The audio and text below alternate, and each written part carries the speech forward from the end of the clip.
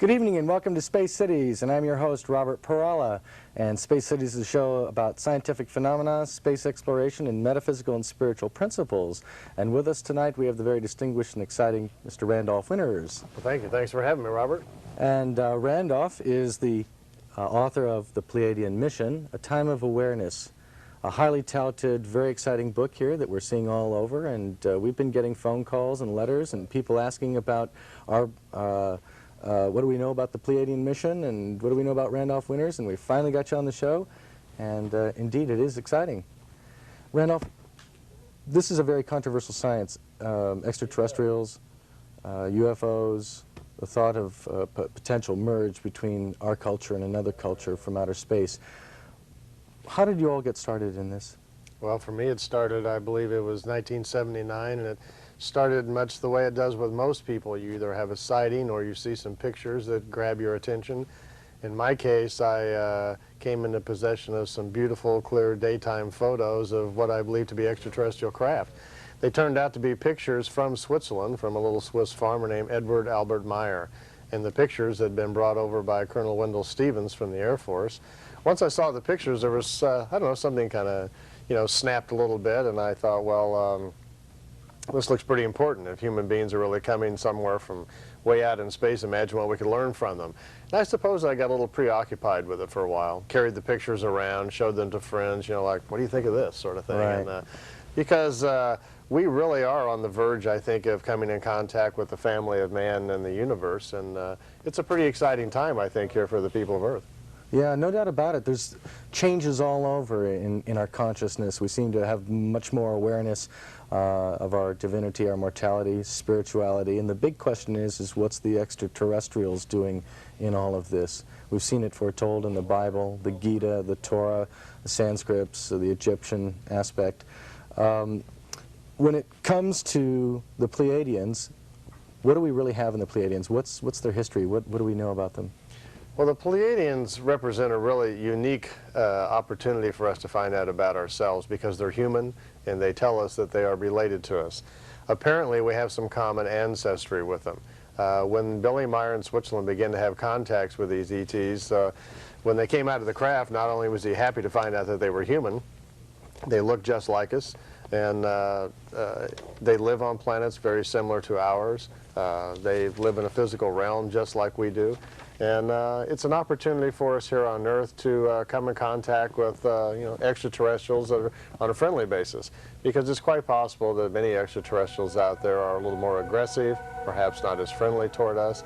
After all, it's an immense universe of which we have no idea the size of, and it's quite possible that we will be coming in contact with ETs of many different types. So our first contact with the Pleiadians from this little cluster of stars called the Pleiades represents not only an opportunity for us to come in contact with the family of man and the universe, but on a friendly basis where we can learn about ourselves and perhaps re-examine ourselves from the viewpoint of a higher intelligence such as them. Right.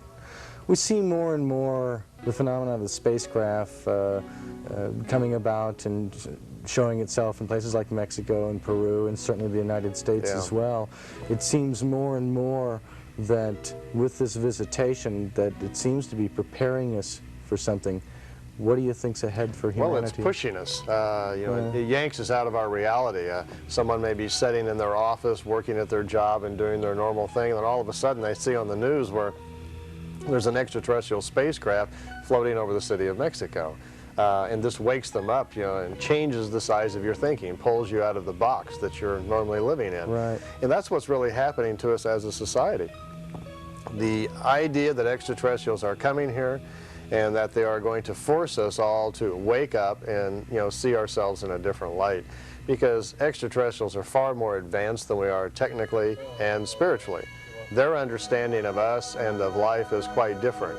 So it represents an opportunity for us to slow down with a very open mind and re-examine ourselves and say, what the heck is life? And, right. What's out there beyond? We've all watched Star Trek and watched Scotty and the boys zoom out into space to the final frontier, but I don't think it is the final frontier. It might be the final physical frontier, but it's also probably just the beginning of the non-physical spiritual frontier, right, where we're just beginning to understand ourselves in a different light. Just maybe there's more to life than the physical. Right. Well, more and more it seems like we're being prepared to be made a part of the big picture. And I think with all these visitations, that denotes that more than anything else. The exciting thing, I think, is when you met Billy Meier in Switzerland, and the people of this planet have always wondered and fantasized about the ultimate visitation, physically being able to step aboard a craft and step into another reality, and being able to show perhaps the various facets and the mysteries of the universe and how it evolved as well as humanity. Tell us a little bit about how Billy Meier came into all of this and then later met up with Semjase, the Pleiadian cosmonaut. Well, for Billy, he believes it started at birth. He believes that the extraterrestrials caused him to be born on purpose, and that his spirit was on the other side, what we commonly think of as heaven, that the extraterrestrials caused him to be born. They actually pulled him and 3 other spirits into physical life 1937, February 3rd at 11:20 in the morning. Later on, he was chosen to be the physical contact person. The other 3 individuals that they had pulled into life were to be kind of telepathic backups, a support team more or less for him. At the age of 5, he had his first contacts. At the age of 7, he was up in the craft. They were already educating him and preparing him for a whole life as a contactee. So Billy's had a very unusual life, much different than the rest of us. His entire life is devoted to being a contact person. He says that, well, and it's understandable, you know, most of us go to school, you know, we get cars and go to class and do what we do, play on the football team or whatever we do, you know, in our normal course of events. Billy hasn't done any of that. His life has gone an entirely different path. He lived in a small village in Switzerland called Bulach. His educational years were much different. He hardly went to school. For the most part, he has no formal education. He was having contacts at these early ages, going aboard the craft. Imagine if you were 7 years old and telepathically a voice came into your head and encouraged you to come out into the forest to a remote area. You walk out there, you're not afraid, it all seems very familiar to you. A craft comes down, someone steps out, beckons you to come with them, go aboard the craft. Once inside the craft, you have this very comfortable feeling that you've been there before. Somehow it's all part of an ongoing part of your normal life. Billy says his entire life has felt like that it's just part of a series of lifetimes that he's had as a contact person. Aboard the craft, they'll take him out into space, take him to different parts of the universe, answer his questions. It seemed to be important when he got his education from the Pleiadians that he have first-hand knowledge so that he had, you know, the answers to the questions himself. You know, it's one thing for us to read books, talk among ourselves, hear information from each other, but it's most important that we have our own experience, that we learn to find truth for ourselves and we have our own truths. This is the only way we can really learn to become responsible for ourselves, responsible for our own growth, and for our own persona. So Billy had some amazing experiences and spent a lifetime aboard crafts, becoming educated, seeing different parts of the universe. So quite different than the rest of us. What do we know exactly about the Pleiadian cosmonaut that had taken him into the Pleiades, Semjase, the female? We don't, excuse me, we don't know too much about her. His first contact with her was in January 1975, and up until that time, he did not know her at all and was not expecting her. He had just been warned years before that he would have contacts with these beings from the Pleiades. When the craft landed, Billy actually got up and tried to walk to the craft. He was walking towards it, and he said he was suddenly arrested by some unseen force. He couldn't get completely to the craft. They seemed to have protective screens of some type around them. So he just went over and, excuse me, sat down underneath a tree and waited. And this lady stepped out from behind the ship, walked over to him, introduced herself as Semjase, that she had just flown there from the Pleiades and it had taken her about 7 hours to get there. And Billy made some comical remark, well, gee, that's a long time to be cooped up in that little metal box you came in. And they had a couple of laughs about, yeah, that's a long time to be in such a small little thing. And she says normally they don't fly those long distances in these crafts, but for her she had to come from the home planets that day. Right. And Billy says, what's life like on your home planets? She says, well, it's very similar to here. Actually, our planet looks very similar to Earth. It's a water planet, lots of mountain ranges and so forth, and she likes Switzerland a lot. And we've often wondered if maybe that isn't why they picked Billy, you know, because of the terrain. Right. But she says their home planet is about the same size and very similar to here, except they don't have large cities. They live a little differently than we do. they've advanced a lot farther. You know, they've lived a lot more lifetimes, so they've learned a lot more about nature and the spiritual ways of things, and they seem to live a far more peaceful life than we do. Their entire culture and society is based on more of a wisdom system, where you find somebody really good at something and you put them in charge of it because they know what they're doing.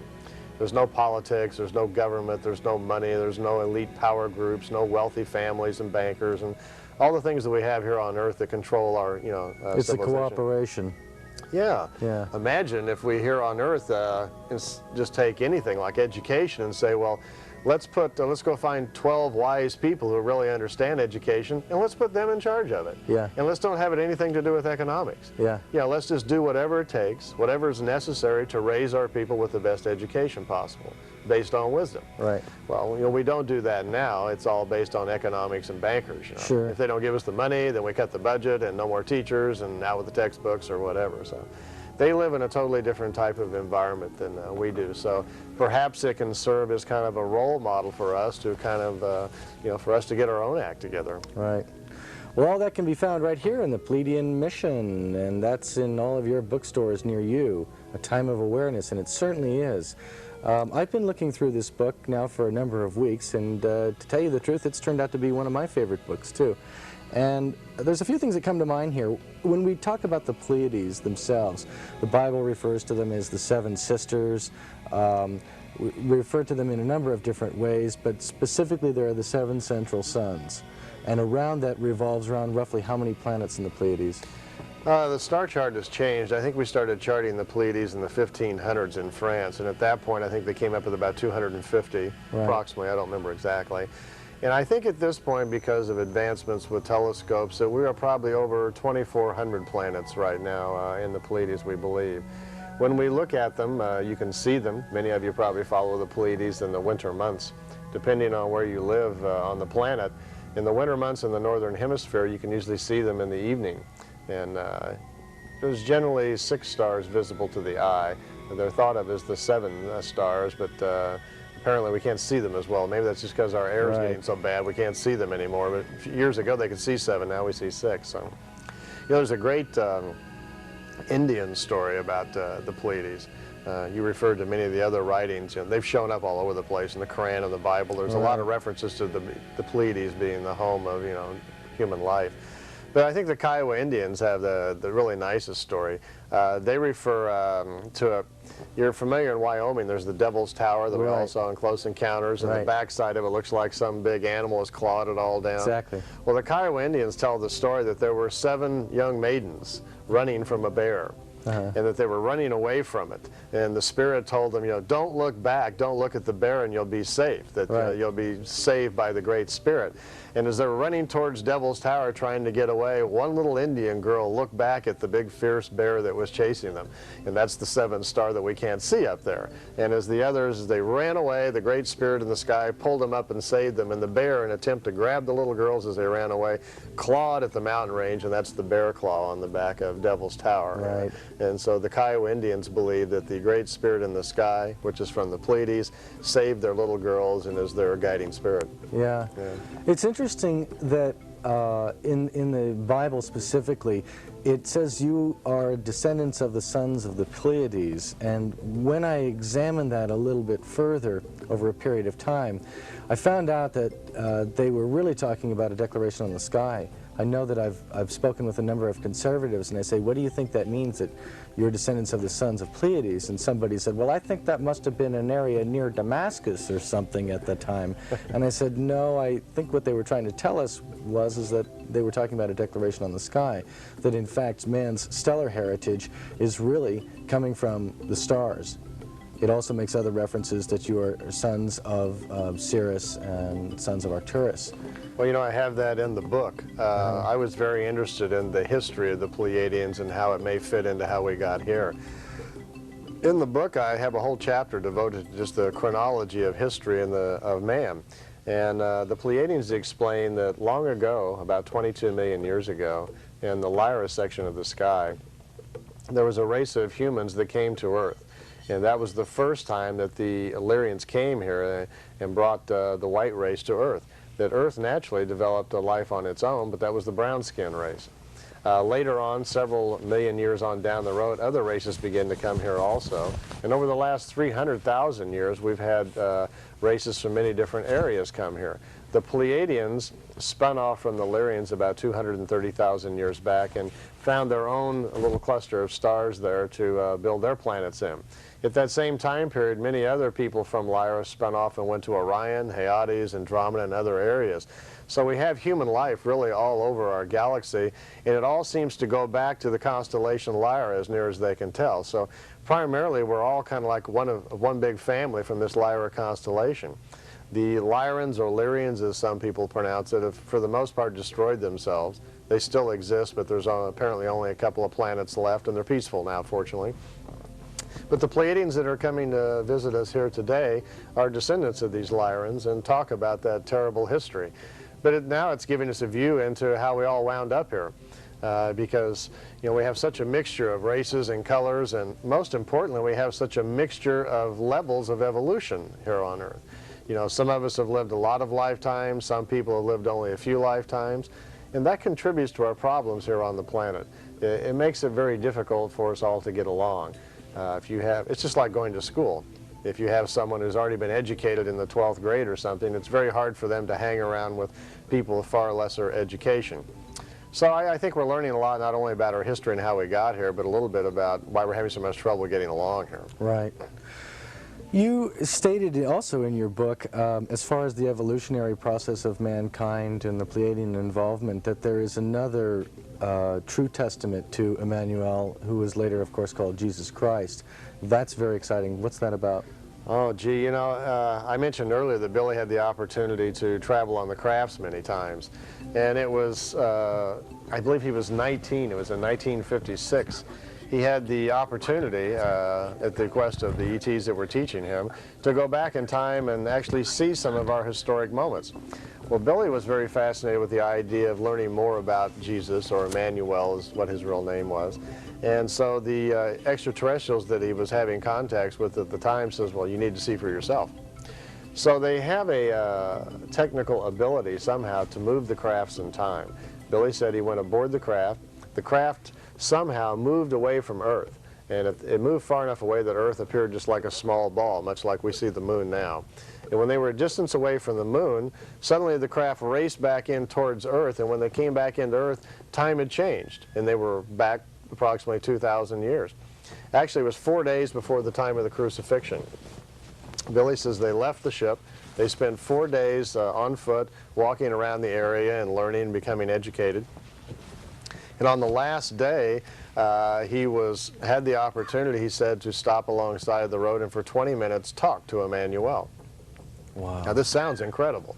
It sounds like something out of a fantasy comic book, and because of the levity with which we treat the life of Emmanuel, or Jesus Christ as most people call him, it sounds like an astounding thing that's going to make most people squirm in their seats and go, right, oh no, this couldn't be, this has to be really crazy. But keep this show, because 50 years from now, when time travel is very common and we're doing things like that, people will be scratching their head going, well, of course, why not? Well, Billy had the opportunity for 20 minutes to talk to Emmanuel. How it was done technically, we don't understand yet, but he has that entire conversation all written down word for word. They recorded it for him. And when you read it, it's just phenomenal.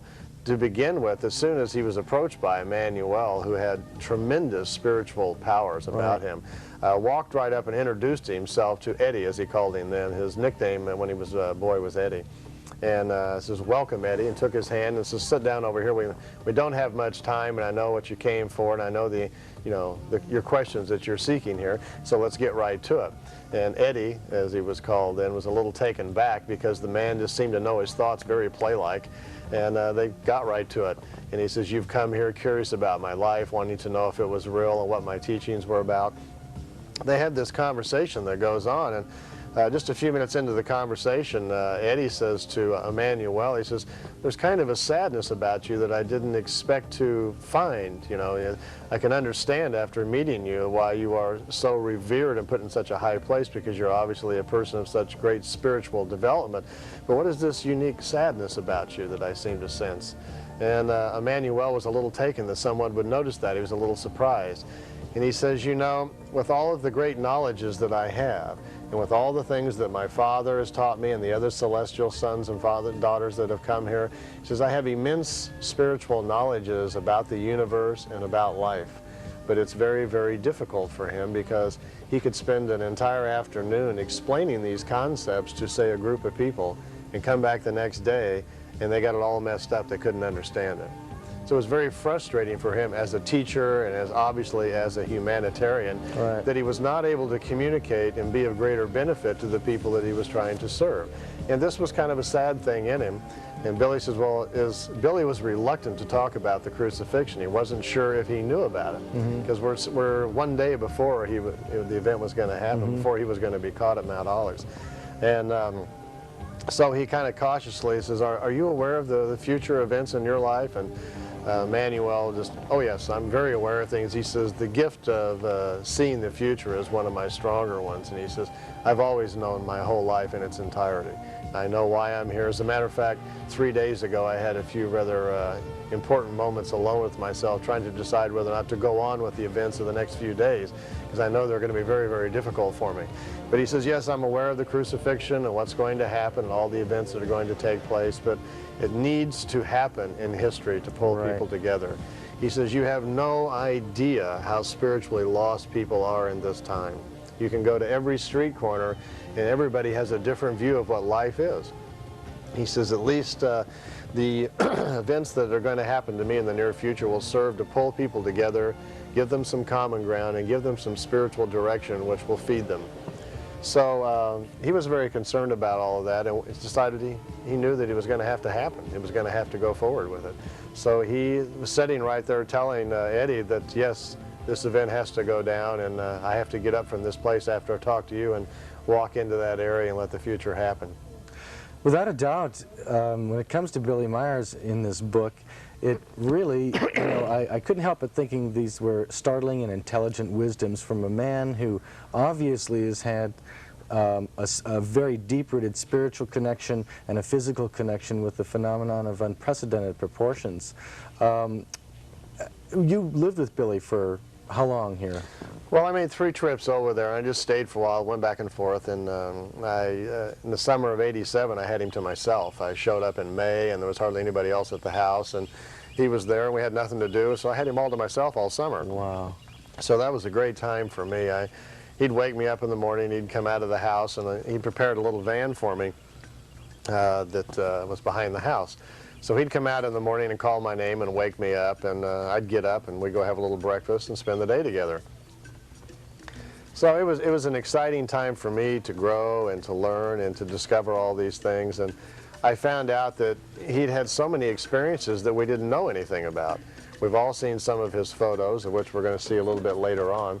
And, but I did not realize when I met him the depth of experiences that he'd really had. That here's a man who's been out into the universe. Right. He has seen other civilizations. He's watched war on other worlds. He's been aboard giant motherships where he's met beings that are human and non-human. And he's had the kind of experiences that most of us are only dreaming about or only seeing in the movies. And now he's sitting in Switzerland on the top of a hill, feeling like he's pretty much done his job for this lifetime, just kind of talking to the birds and waiting for it to end. Right. Well, I think without a doubt, Billy Meier is probably the definitive Earthman that has met extraterrestrials, recorded information, taken photographs, been able to transcend the time-space continuum, and been able to come back and tell us about it. I think in a lot of ways, isn't that every childhood fantasy to be able to witness such an event like that? I think it is. Most of us dream that something like that would happen to us, but you know, in ufology, we're always looking for people that have these kind of experiences. So far, Billy Meier is the only one that we know of that has had such extensive contacts, that it went on for years, that he was given so much information, that he has so many photos and so many films. And there's even a peach tree in front of his house, Robert, that he brought back from a Pleiadian world. And this, he has seeds for lettuce and other things that are in his garden. But if you walk up to Billy Meier's house, if you should get there anytime, there's a peach tree right in front of the front door, and go grab yourself a peach. It's from the Pleiades. Wonderful. Yeah. Well, you asked for it here on KMVT Channel 6 in Space Cities. Let's take a look at some of the most astonishing photographs I think I've ever seen. These first photos are all taken by Billy Meier, and they were all shot in 1975 and 1976. And they are shot in the area of, in Switzerland where he lives, in a little place called Schmidrudi. It's about 45 minutes east of Zurich. The first picture you're looking at is of a Pleiadian beam ship. They're called beam ships because one of the propulsion systems is a light emitting system. And these crafts are 21 feet in diameter. They can carry 3 people in them. And they are solid, they are metal. I should reiterate again that the Pleiadians are human, they're physical just like we are. Every time Billy took pictures, and obviously the crafts here are posing because they're quite close, broad daylight, and they're letting him take the pictures.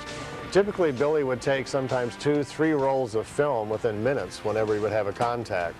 They would direct him to a contact site and then let him take the photos first before they would land. So in Meier's photo collection, we have sometimes 30, 40, 50 pictures, all right in a series, all very similar. So it was very easy for investigators to put them all together and go trace the events of the contact. Here's one of the few photos that we have left of the craft on the ground. Billy, living out in the country, after he'd take the pictures, would you believe he would mail order his film? He'd send it into Zurich to a film developing lab, and he'd wait a week or so, they'd develop the pictures and send them back to him. And all went well the first 3 or 4 months, and he was having no problems at all. But after a few months, most of the agencies, piqued their interest. They started going through the mail and getting some of the pictures out. So we lost a lot of them, and we lost most of the ones on the ground, which of course are the more fascinating ones. But here is a Pleiadian beam ship sitting on the ground.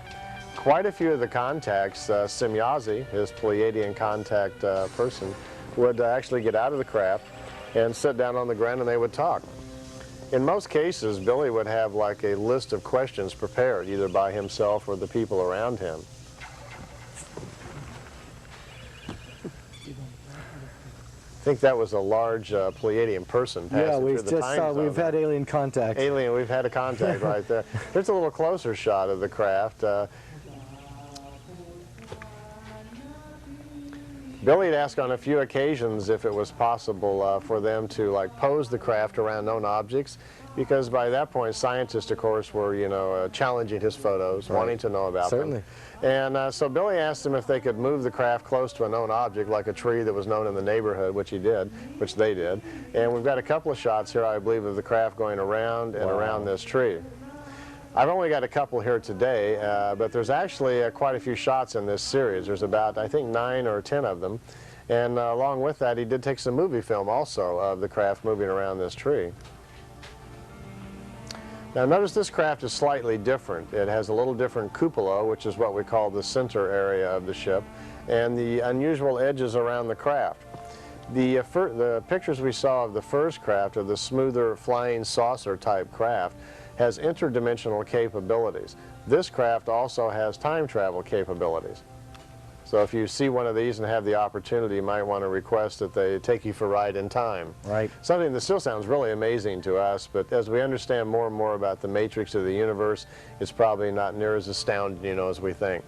It hasn't been that long ago here on Earth, we were just sailing boats from Europe to America. Exactly. We didn't come up with faster boats, we invented the airplane.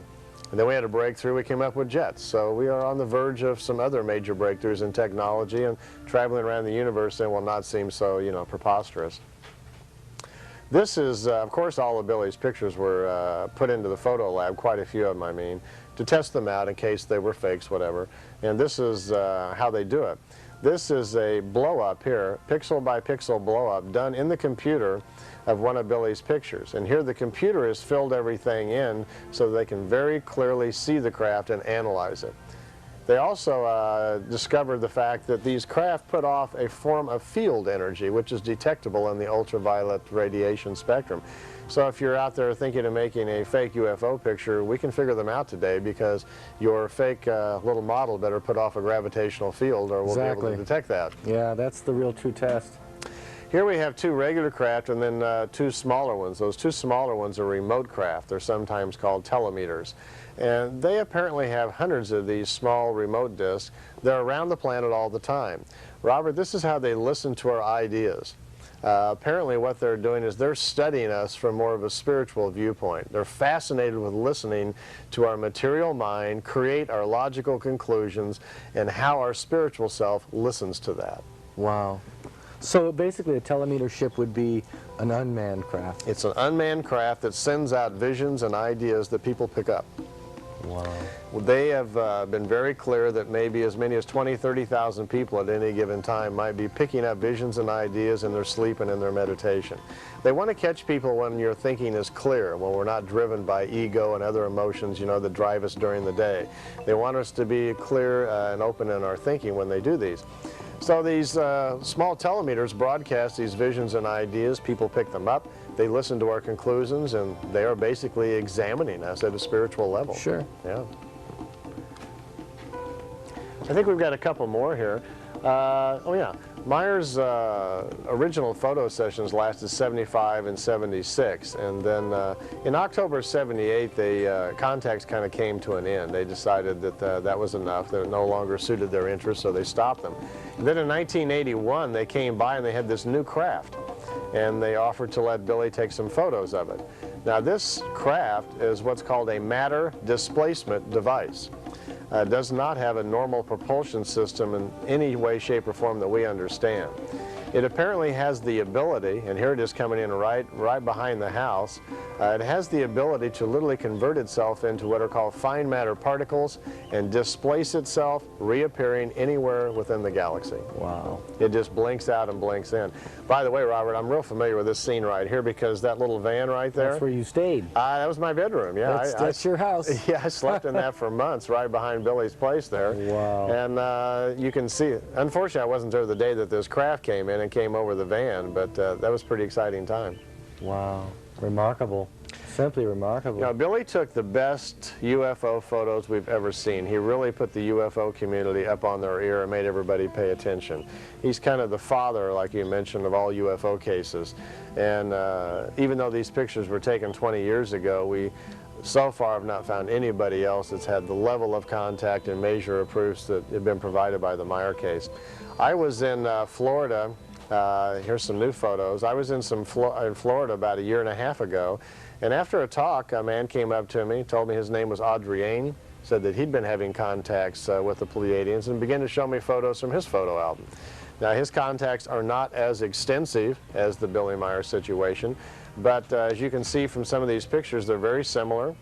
And he says that he's had contacts with them for several years, that they are not the same group of Pleiadians that Meier has had contact with, that they are from another star system called Alcyone. And Alcyone, by the way, is the brightest star of the Pleiades. That's the central sun of the Pleiades. That's the sun that we revolve around, that Earth and our system revolve around. This picture may be familiar to a lot of our viewers. This is a telemeter or remote ship. I call them pie pans because they look like a pie pan you could throw up in the air.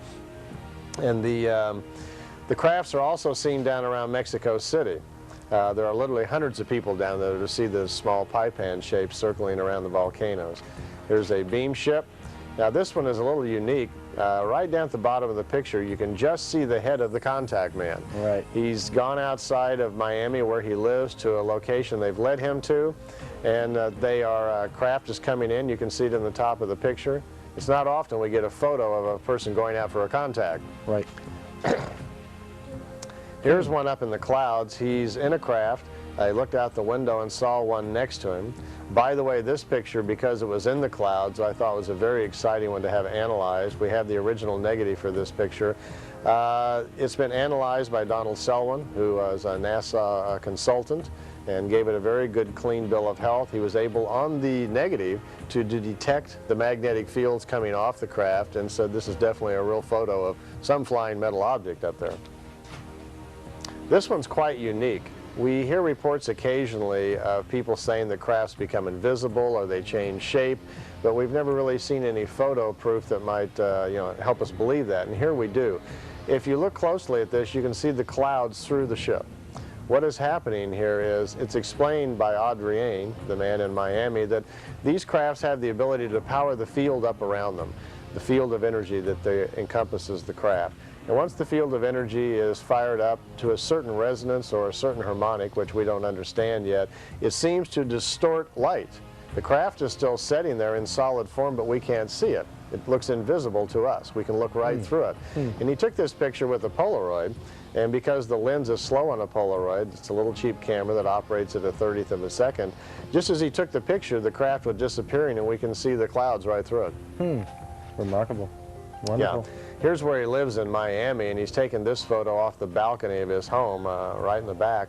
It seems to be common for them to come around his home and send him information telepathically. And he'll stand out there on his patio taking notes on his clipboard, and at the end of a session they'll sometimes say, well, if you'd like to get a picture, here's your chance. He grabs the camera, and as you can see there, you got a pretty good shot.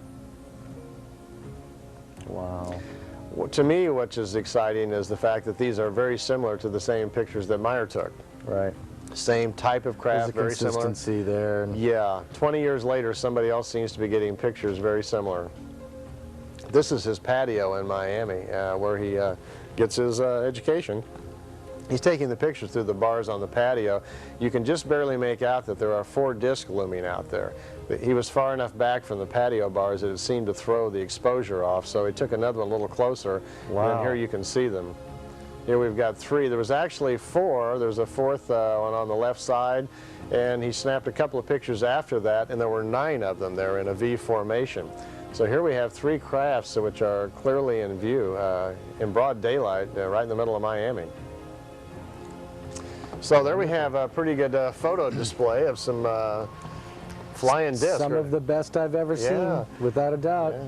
Yeah, I think you can find this in the wonderful video that you have also available, the Miami Contacts. The Miami Contacts is a report on the new photos coming out of Miami.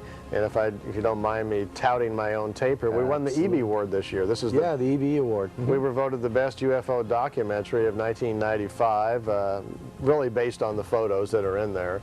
You know, anybody who's interested in seeing the latest in the Pleiadian beam ship photos, the ones that we've just shown are on there, as well as quite a few more, and there's some very good video footage on there too, live video of the craft right behind his house. So, you know, if anybody's interested, pick up a copy. I have a copy, and I've got to say that this is one of the finest tapes that I've seen in a long, long time. It's very exciting. It's a little over, what, an hour, hour and a half long? It's 55 minutes. I make them 55 minutes so people can show them on television. Right. Because most of the reason for making these is education, to let people know what's going on. Right. So we try to make them so cable stations all over the place. And by the way, if you're out there listening and you are a cable station, you got a copy of the tape, run it. It's fine. Great. And you got our permission because we want to educate people. Wonderful. Well, I'm sure all of our viewers out there at KMVT here tuning in are very excited about that for sure. What about the spiritual ramifications for Earth? We seem to be seeing the more and more visitations from the Pleiadians. What's ahead for planet Earth? What's the agenda for Earth as far as our spirituality and our growth? They have an involvement in that. There seems to be what a lot of people are using the term integration process, that they seem to be integrating into people's lives in one form or another on the spiritual plane. What's ahead for us? What's on their agenda? Well, it appears after watching them for 20 years that what's going on, and see, they seem to have technical abilities, so they can see the future, where we're going, and they understand us a lot better than we understand ourselves. Imagine, Robert, if we had one of their crafts for the afternoon that they loaned us, and hopefully with it comes the user's manual so we know how to use the darn thing. And we lift up on our craft and fly up in orbit around Earth, and we look into the manual and see that we have the ability to scan the thought processes of an individual or a group or of the whole planet. And we can read people's thoughts and see what's going on deep within themselves. So we turn the device on, and there's a screen comes on, and we can focus down on any particular individual and listen to who this person's thinking. We can also scan and listen to the accumulated wisdom that that person has had throughout his many lifetimes. They say reincarnation is an exact science, and we'll catch on to it eventually, and then we'll be able to understand more and more about our life. Apparently what's going on is they've looked ahead and seen where we're going in the near future. Actually, just by watching the evening news these days, you can kind of see where we're going the next few years. We have a lot of serious problems to iron out. Economically, politically, socially, all of our paradigms are going to come apart. We're going to have to build new ones, put them back together. We're going to have to come together as a planet. We are seriously overpopulated. There is over 5,400,000,000 people alive right now, the vast majority of which take no responsibility for their thoughts of actions. They're just being led around like sheep by power organizations. In our future, within the next 10, 15 years, obviously our biggest problem is going to be making the transition over into learning to live together with so many different paradigms of thought and thinking. And that's a bigger problem than most people really realize, because we have 168 nations in the United Nations. None of them are really wanting to let go of their power and control. Right. We don't see the Chinese being willing to come forward and grow and learn with the Hong Kong situation. Right. They're going to take over Hong Kong next year, and all they see is the ability to get something. They're not looking at it like any sort of advancement where they could progress their governmental system. No, we got serious problems really with power groups on this planet. Sure. The world is run by a very small percentage, a handful of wealthy, powerful people who want it to go their way. And that's primarily the economic, material way. So we're running right into a brick wall where the material realm is going to have problems, and there's a small percentage of people on the planet now have had kind of a spiritual awakening, if you want to call it that are seeing the world in a whole new way. You see, we have a small handful who look at our future as a very hopeful, bright, wonderful thing that's beginning to happen. It's a very hopeful, positive time where we can come up with new inventions, new ideas. But then you have the vast majority of people who see all these, this increasing, speeding future that's racing towards as just kind of a chaotic time of problems. So I think what's going to happen, like in most historic things, a very small percentage of the people are going to become enlightened, have new bright ideas that will lead us into the future. They're going to go out and do their ideas, and everybody else is just going to kind of follow. Right. Well, I think you point out in your book also that we have to get over our differences as a human race and get over this idea of trying to get ahead at the expense of the next guy. That's a big one, isn't it? That's a real big one. And the Pleiadians have been constantly, seem to be saying to us that we've got to learn to coexist in a more harmonious way, not consider anyone any less because they're a different color or whatever, but in fact learn that we are all one. And that's really the oldest teaching of any kind of spiritual scripture, I think. You know, there's a simple little, not a trick, a simple little thing everybody can do with their spiritual self. Many people are not aware that they have a spiritual side, but they do. If you, to all of our viewers out there, here's something you can try. Go out to a park or any public place tomorrow, anytime you want to. Sit down on a bench, get yourself in a nice, comfortable spot. Take 2 or 3 very good, deep breaths and calm yourself down. And let your mind go blank. Try to, for about 10 seconds, not think of anything. And once you can calm yourself down to that point, train your eyes and fixate on any other individual that you choose, and do not let any thoughts come into your mind. If you can do this for about 10-15 seconds where you draw no conclusions, no value judgments, don't let any emotions come into play, don't draw any conclusions about the individual you're looking at, you will be surprised that within just a few seconds, your spiritual self will make a connection with the spirit of that other individual. And neither one of you will be aware that physically that this is going on. And suddenly, spiritually, you will make a connection and a bond with that other person. Now, the spiritual self cannot be sick, cannot be ill, cannot contain any form of hatred or anger. You will make a connection with that other individual, kind of a spiritual bonding that you could never be mad at each other. You could never be unhappy with each other. Most people aren't aware that that's really possible, and they should try it. Right. Well, I think what you point out here also that's very exciting in your book, you point out there's a specific area that says, enter new realms of consciousness and discover how to connect with creation. And that's really what you're saying here. Well, it is. The people in the East have known about it for a long time, but we're a little stagnant here in the West. We're a little behind spiritually here in our country. And people need to learn really more about the mechanism of what spirit or soul really is. Right. It's not taught anywhere. Most of our basic religions don't understand it and really don't have a clue. But people really need to learn more about that. We are not going to advance as a society or as a civilization, being noisy, loud, angry, materialistic people. It isn't going to go any farther. Right. We're just going to go to war and kill each other. And when all the angry people have shot each other up, and when the dust clears, the more spiritual-minded, clear, balanced thinking people will clear the dust and build a new kind of society. Right. That's just about what's going to happen, I think. I think that that's what they've been kind of saying in what they call the ascension. There's many terms and many ideas of what this phenomenon represents. I like to think of it and sum it up as that we're going to be birthed into the big picture. We're going to be made a part of everything.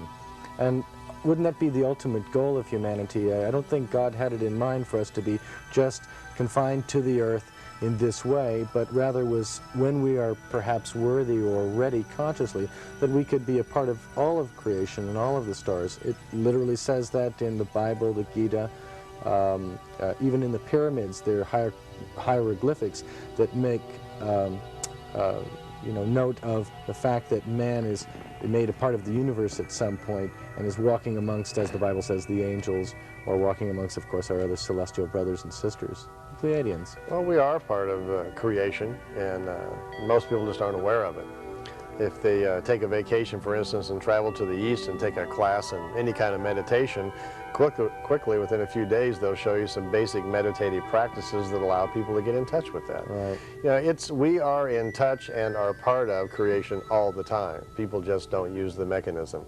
And if they want to take just a little bit of time to calm down and read a basic book, well, I put one whole chapter in the book on the basic principles of meditation and what it is, just so people will discover it's not a scary, strange thing. You don't have to, conform to any religion or belief structure. It's just a simple little utility program for the mind that calms you down. Sure. And once you calm down the physical, your spiritual automatically comes forward. So it's really nothing more than a relaxation technique. And once you are relaxed, your spiritual self comes forward. You get in touch with yourself. Fear dissipates. You can't be afraid of anything once you get spiritually in balance. Emotionally, people calm down. They get luckier. Luck is a self-inflicted state caused by just doing things for the right reasons. And then you stay out of the way and just let it continue. Right. Try not to stop it. It seems to me that prayer is speaking to God and meditation is listening to God. And that's where we've missed the boat, certainly in Western civilization. Meditation is not encouraged enough. They encourage prayer, pray to God, pray to the spiritual source, your angelic guides or whatever it might be, and ask for assistance, wisdom, awareness, some illumination on a particular issue. But we really are not taught enough to sit quietly and listen to what's coming back. We kind of automatically assume that the prayers will be taken care of and everything in some supernatural form, but aren't really, like you say, quieting the mind and allowing the Spirit to move through us and actually answer us in some degree. Well, this is why we are not ready really for contact with extraterrestrials. They are far older than us, have much more spiritual knowledge, and they're existing more in a spiritual existence. And they come down here, I'm sure, and hear all of our noisy material minds, and they go, well, we're not ready to be part of this. We have a little educating and growing up to do before the family of man out there is really ready to accept us, So I think it's going to be a few hundred years probably before we're having open commerce with very old and very spiritual races like the Pleiadians. It's going to be a very slow transition. We got to get our own house in order first. We don't even have a plan for America. We're getting ready to go into a new election as we're sitting here. That's a big argument, yeah. And we don't. You can ask any American on the street, what do we stand for and where are we going with the country? And they're all going to go, oh, well, I don't know. Is there a plan? Yeah. Well, there is not a plan on purpose. Politicians don't want to have one because that means they have to stick to something. Yeah. Even if you go back one election and listen to all of the videotape of Clinton, for instance, all the things that he was going to change and all the promises that he was going to make, you'll find out all he really did was go around following Perot, and every time Perot said something that was popular, he adopted it, and he got into office because, Perot was too much of a wildcat for a lot of people to vote for. So now he's got in office, 4 years have gone by, nothing has happened, he's done none of the things that he was talking about, a few minor little changes like putting a Band-Aid on a big wound, but nothing has really happened. And we do this cycle after cycle after cycle. So they don't want any big plan. There is no clear vision where our country is going. Yeah. And that's really missing in our leadership. And I think for that reason, this may be the last time we have an election like this. Yeah, you've said that in your lecture series, and I had to agree 100% because it seems in some ways that this system does have to collapse in one form or another to make room for the new. And that's why I think more and more, if you listen to the mystics and the spiritual teachers and even science and researchers and political scientists are all saying that something drastic is probably going to take place because we're not making the decisions that we should. And so there's probably going to be a falling away of the old and an ushering in of the new. And I really feel that this has largely an extraterrestrial story behind this, because at some point we're going to be brought some wisdom that we haven't thought of before. And I think that's maybe why we're seeing so much testimonial of perhaps the extraterrestrial visitors. We have the crop circles, we have many flybys now, we have the stories that are coming out of various people being taken aboard and shown various wisdoms and everything. I think it's really showing us that really the extraterrestrials are moving in one form or another, even through television commercials now and the big motion pictures like Independence Day, for one reason. Perhaps it's just to get you used to the idea. Just to get you used to the idea that maybe our answers are not only going to come from ourselves, but are going to be merged here with another culture. Well, it's pretty clear that the future is ours to create. If people in America want to live in the kind of country that they want, they're going to have to someday admit to themselves they're going to have to get up off their chair and take part in it. You know, we can't just sit back and let somebody else take care of it. We can't depend upon a politician or a political party to solve our problems. They're not in that business. They're in the business of control and power for their party. They're not in the business really of solving our problems. We are living in a very fast-paced, technical society. Look how it's advanced in 200 years. Our forefathers, when they built this country, when they put it together and conceived our Constitution and created the foundation for what we've got here, I'm sure could barely conceive of the way that we're living today with the complexity of our technology and our communications. And we are really ready for a rewrite on how we live and how we manage things. We have pushed it so far that we are no longer responsible with all the breakthroughs that are coming down the pike. And it's time for all of us, all Americans, to sit down and re-examine how we literally control our country. We are not managing our society well. So I think it's really time, and I suggested that at the end of the book, it's time for a new vision for our country. We need to rewrite the way our government works, the way the people are involved with government, and how we really handle it. We've fallen into a trap of doing everything through economic control. And it's not the bankers' fault, they just kind of got away with it. Over the past 100 years or so, we've depended on economics so much, it made everything revolve around the dollar. And now we've got so deep in debt that everything is controlled by money. Right. Our educational system is controlled, our agriculture. Look at our health. 34% of our budget every year is spent on health, and still we're sick. Sure. All the time. Sure. We've been fighting cancer for, what, 70, 80 years in this country. We've spent untold trillions of dollars putting money into it, and we still have gained nothing. Only 11% of the people are cured cancer by traditional means, and we're not getting anywhere. So the money system is not working. Most importantly, the quality of our life in this country is not increasing. So it needs to be changed over, I think, to a better system. And why don't you and I change that? Well, we're on our way to change that, hopefully, and I think you can find a lot of your answers right here in the Pleiadian mission here, a time of awareness, and certainly this is filled with a lot of awareness. When I looked at this book and I read it for the first couple of weeks, and I thought to myself, this is a man who's perhaps a pioneer ahead of his time. He's perhaps right on time. I found it startling and very, very insightful in its wisdoms and its intelligences of what it was bringing through as far as what it can do to help us on the spiritual plane. It mentions a little bit about our political structure, history of the world, who the Pleiadians are, and really where we're headed. I think it's very, very exciting. I highly recommend all of you viewers out there watching KMVT to tune in and order a copy of the book.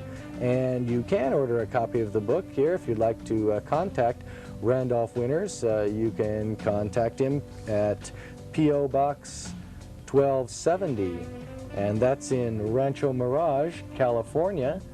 and that's 92270. Or you can also order the book by calling 800-934-6423, or you can fax them certainly at 619-770-9720, or of course email him.